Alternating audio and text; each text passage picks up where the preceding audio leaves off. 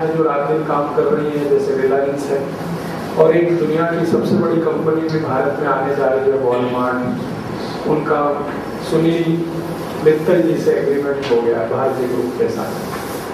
Walmart ने announce किया है कि 3000 शहरों में वो अपने शॉपिंग मॉल्स खोलेंगे, उसमें से नागपुर भी एक है। ये जो शॉपिंग मॉल्स होते हैं यूरोप और अमेरिका में होते हैं, और यूरोप और अमेरिका में शॉपिंग मॉल्स जो खोले जाते हैं उसके पीछे कुछ गंभीर कारण है। अगर हम वो समझ सकें तो भारत में शॉपिंग मॉल्स होने चाहिए या नहीं होने चाहिए, वो बात हमें समझ में आएगी। यूरोप और अमेरिकन इकोनॉमी में, यूरोप से जब मैं बात करता हूँ और अमेरिका की बात करूंगा तो इंक्लूडिंग कनाडा उनके यहाँ नहीं होता है, सब कुछ उनके यहाँ नहीं होता है। उदाहरण के लिए अभी थोड़े दिन पहले जर्मन प्रोफेसर के साथ मेरी बात हुई एक कॉन्फ्रेंस में, तो मैंने उनसे पूछा आपके जर्मनी में गन्ना होता है, ऊस, शुगर केन होता है? उसने कहा नहीं होता। मैंने पूछा आपके देश में केला होता है? नहीं होता। आपके देश में चीकू होता है? नहीं होता। आपके देश में आम होता है? नहीं होता। आपके देश में सेब होता है? नहीं होता। अंगूर होता है? नहीं होता। थोड़ी देर में वो बौखला गया। मैं ये सब जानता था पहले से कि उनके देश में ये सब कुछ नहीं होता, लेकिन मैं सुनना चाहता था उसके मुंह से, तो एक एक करके मैं पूछता रहा। थोड़ी देर में बौखला गया तो कहने लगा देखिए अब आगे आप ज्यादा बात मत करिए, जो भी मीठी चीज है वो मेरे देश में नहीं होती, जो भी मीठी चीज है वो मेरे देश में नहीं होती।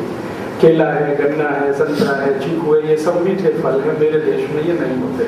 फिर मैंने दूसरा एक प्रश्न उसके ऊपर छोड़ा, उसमें वो और ज्यादा बौखला गया। मैंने कहा अच्छा चलो मान लिया मीठी चीज आपके यहाँ नहीं होती, तो आपके देश में पालक होता है?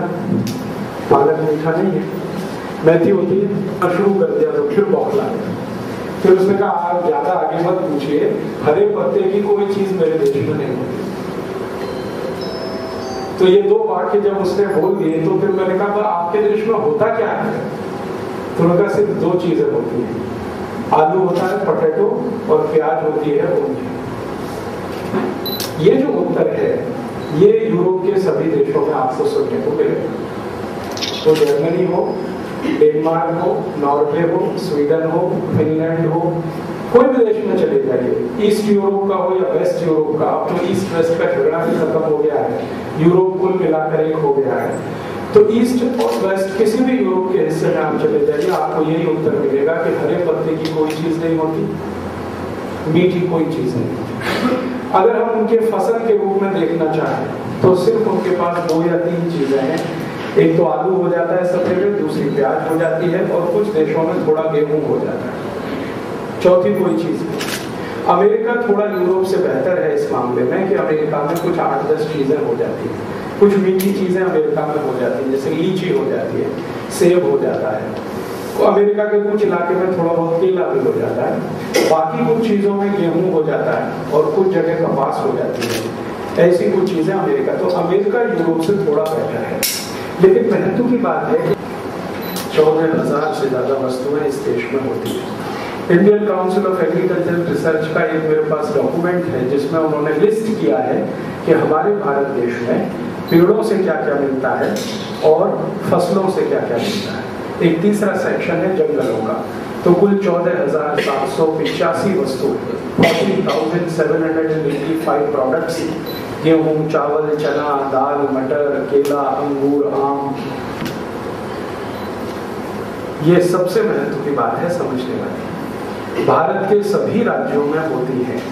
आप बिल्कुल दूर उत्तर में चले जाइए, पंजाब, हरियाणा, जम्मू कश्मीर, हिमाचल, वहां से लेके बिल्कुल दक्षिण में चले जाइए केरल तक, पश्चिम में गुजरात से लेके चले जाइए, ईस्ट में आसाम और उसके आगे तक, सभी राज्यों में लगभग सभी चीजें होती हैं जो जीवन को चलाने के लिए आवश्यक है। यूरोप और अमेरिकन इकोनॉमी की सबसे बड़ी प्रॉब्लम है कि वहां जीवन को चलाने के लिए कुछ भी नहीं होता, कुछ भी नहीं होता। अगर परसेंटेज में हम बात करें तो 10-11 वस्तुओं का 14,785 वस्तुओं से परसेंटेज निकालें तो 0.00 कुछ परसेंट आ जाएगा। तो उनके यहाँ कुछ भी नहीं होता, तो वो बेचारे क्या करते हैं, दूसरों से लाते, अफ्रीका से कुछ लाएंगे, लैटिन अमेरिका से कुछ लाएंगे, साउथ ईस्ट एशिया से कुछ लेके जाएंगे, भारत जैसे देशों से कुछ लेके आएंगे।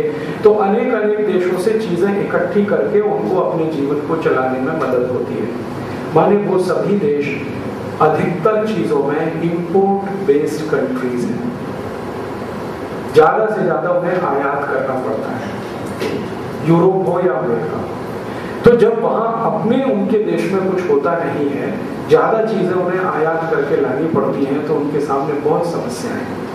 उनमें से एक समस्या ये है कि जब उन्हें जरूरत हो तब सब चीजें नहीं मिल पाएंगी।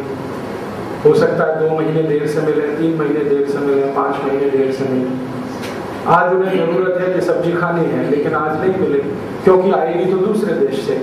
हमारे देश में महात्मा गांधी जैसा जीनियस कोई व्यक्ति पिछले 500 साल में नहीं हुआ जो ये बोल कर गए कि जीवन में जितनी आवश्यक वस्तु है वो उतनी ही नजदीक से मिलनी चाहिए।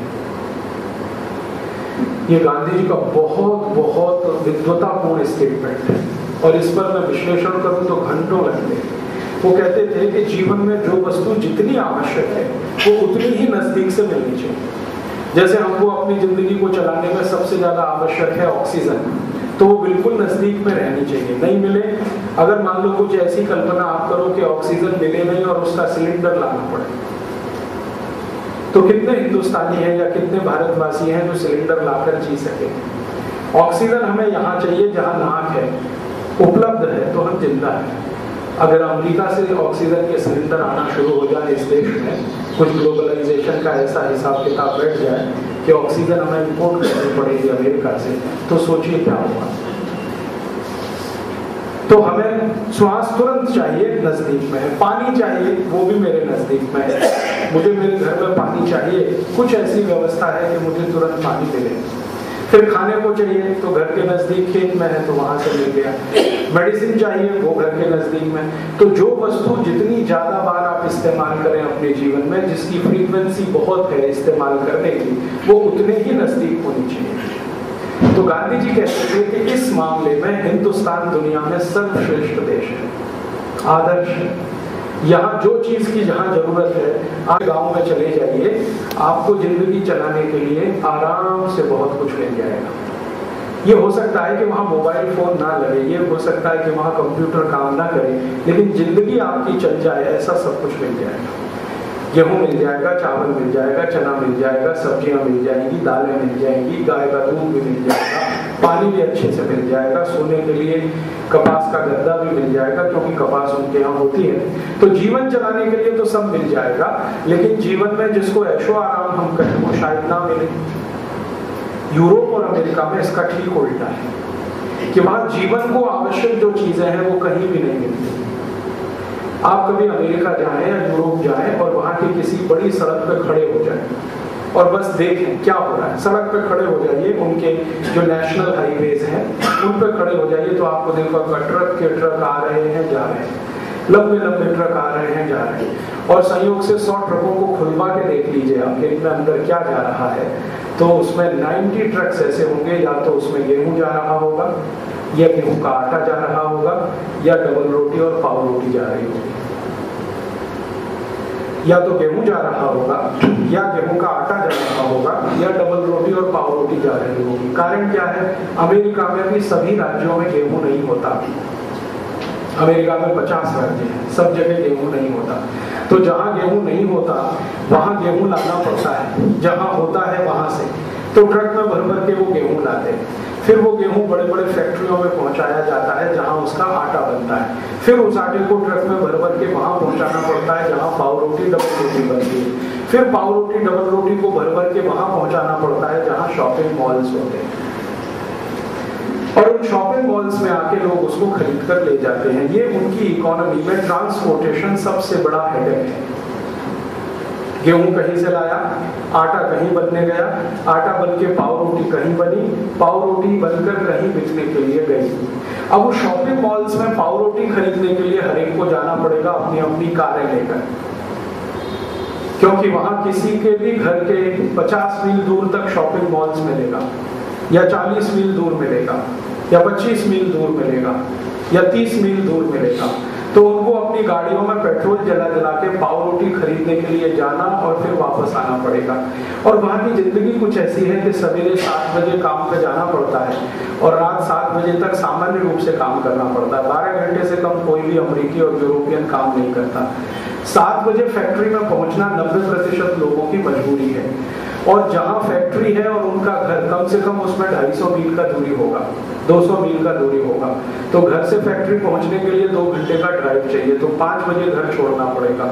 5 बजे घर छोड़ने के लिए सवेरे 4 बजे उठना पड़ेगा। ज्यादातर यूरोपियन और अमेरिकन कॉन्स्टिपेशन के शिकार हैं, इसलिए उनको 3 बजे ही उठना पड़ता है, क्योंकि टॉयलेट रूम में सबसे ज्यादा समय उन्हीं को लगता है। एवरेज अमेरिकन को टॉयलेट रूम में 1 घंटे लगता है। और उसको पूछो क्या करते हो टॉयलेट रूम में, तो कहता है न्यूज़पेपर पढ़ता रहता हूँ, क्योंकि स्टूल पास नहीं होता, क्योंकि बहुत कॉन्स्टिपेशन होता है। तो 3 बजे बेचारे उठेंगे तो रात को हर हालत में उनको 9 बजे सो जाना पड़ेगा, 8 बजे सो जाना पड़ेगा। 7 बजे फैक्ट्री बंद होगी तो वहां से घर आने में फिर 2 घंटे लगेगा। 9 बजे घर आके किसी तरह रूखा सूखा मुंह में डाल के और सीधे सो जाना पड़ेगा, सुबह फिर 3 बजे। ये जिंदगी उनकी हर सप्ताह में 5 दिन चलती है। इनमें से कोई भी एक दिन, सोमवार, मंगल, बुध, बृहस्पति, शुक्र, 5 दिन में से कभी वो बीमार भी पड़ जाए तो डॉक्टर के पास जाने की फुर्सत नहीं है। अगर गलती से चले गए तो अगले दिन उनको नौकरी गई। और आप सभी जानते हैं कि यूरोप और अमेरिका में जो काम करने का तरीका है उसमें खड़े होकर ही काम करना पड़ता है। आप कुर्सी पर जैसे बैठ के काम करते हैं ना राजा की तरह से, ये वहां किसी की कल्पना नहीं। कंपनी का मैनेजिंग डायरेक्टर भी जो है ना खड़े रह के ही काम करता है। अमेरिका, यूरोप के बड़े बड़े हॉस्पिटल्स में आप चले जाएं, डॉक्टर्स भी खड़े रहकर ही काम करेंगे। जैसे हमारे यहाँ डॉक्टर्स के चैम्बर होते हैं जिसमें बड़ी आराम से गद्देदार कुर्सी होती है, अमेरिका के किसी हॉस्पिटल में ये कल्पना नहीं। एक छोटा सा स्टूल होता है जिस पर वो थोड़ी देर टिक सके, आराम से बैठ सके, ऐसा तो कुछ भी नहीं है उनके। तो स्टैंडिंग पोजीशन में काम करना है। काम करते समय आप अपने पड़ोसी से बात नहीं कर सकते। गलती से भी बात कर लिया तो सुपरवाइजर आपको अगले दिन कह देगा भैया मत आओ, तुम्हारी जरूरत नहीं, दोनों की छुट्टी हो जाएगी। काम करते समय आपको सिर में बहुत दर्द हो रहा है और आपको मालूम है कि आपके पड़ोस में जो काम कर रहा है उसके पास मेडिसिन है, जो पेन किलर है, आप उससे अगर मांग भी ली तो आपकी नौकरी गई। सुपरवाइजर वहां जो है ना एक कमरे में बैठा रहता है, कंप्यूटर पे देखता रहता है कि कौन किससे बात कर रहा है। अगर आपने आपस में बात कर लिया तो तकलीफ हो गई। और जो कुछ हिंदुस्तानी आत्मीयता आपने दिखाई तो बहुत उल्टा पड़ने वाला है। हम हिंदुस्तानी जो है ना किसी भी अपरिचित को मुस्कुरा देते हैं और उससे अरे भाई क्या हालचाल है, मालूम नहीं वो क्या है, हम क्या है, पूछ तो लेते हैं भाई तुम्हारा हालचाल क्या है। गलती से भी आपने किसी फैक्ट्री में किसी का हालचाल काम करते समय पूछ लिया तो लेने के देने पड़ जाए। और जहां लंच का ब्रेक होता है तो लोग पागलों की तरह से फैक्ट्री से निकलते हैं और अपने अपने जेब में से निकाला हुआ बड़ा पाव जल्दी जल्दी ऐसे मुंह में भकोसते हैं, क्योंकि 5-7 मिनट में सब करना है। फिर उनको सिगरेट भी पीनी है, उसके बाद में फिर पानी भी पीना है, क्योंकि 20 मिनट से ज्यादा लंच ब्रेक नहीं है कहीं भी। किसी तरह खा पी के अंदर घुस जाते हैं। ये उनकी जिंदगी का वो अहम हिस्सा है जो हम हिंदुस्तानियों को कोई बताता नहीं है, जो यूरोप और अमेरिका जाता है। वो बखान ये करते हैं वहां तो सब स्वर्ग है, स्वर्ग से बड़ा तो कुछ भी नहीं है, अमेरिका से बड़ा कोई स्वर्ग नहीं है। स्वर्ग कैसा है अमेरिका में कि अगर आपको धोबी चाहिए तो घर में नहीं आएगा, 20 मील दूर कार में लेके जाइए, कपड़े लेके आइए, प्रेस कराने हो या धुलवाने हो। हिंदुस्तान जैसा सुख कहीं नहीं है कि घर के दरवाजे पर चिल्ला चिल्ला के धोबी खड़ा, प्रेस करा लो जी, प्रेस करा लो। आप बोलोगे नहीं कराना तो भी अंदर घुस आएगा, चला 1 गिलास पानी तो पिला दो, भले प्रेस मत कराओ। थोड़ी देर के बाद कोई दूसरा आ जाएगा, पालक ले लो जी, मेथी ले लो जी, प्याज ले लो जी। अमेरिका में कोई नहीं आता, यूरोप में कोई नहीं आता। आपको पालक और मेथी खरीदनी है तो सप्ताह भर इंतजार करिए, जब आपको ऑफ डे मिलेगा सैटरडे और संडे तो 50 मील ड्राइव करके जाइए और उसके बाद आप सब्जी खरीद के लाइए। सब्जी के साथ 1 हफ्ते का दूध एक साथ खरीद लाइए, क्योंकि दूध रोज वहां नहीं मिलता।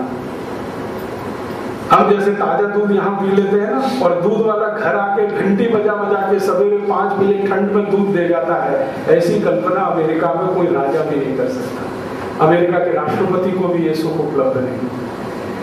तो यहाँ, और अब तो मैं हिंदुस्तान में देखता हूँ, छोटे छोटे गाँव में जाता हूँ, बाल बनाने वाला नाई घर में आके बना के जाता है। अमेरिका में बाल बनवाने जाना हो तो अपॉइंटमेंट फिक्स करिए पहले उसके साथ, वो 7 दिन बाद का अपॉइंटमेंट देगा, उस टाइम पे आप जाइए बाल बनवाने, तो बाल बनेंगे। आगे पीछे गए तो भगा देगा।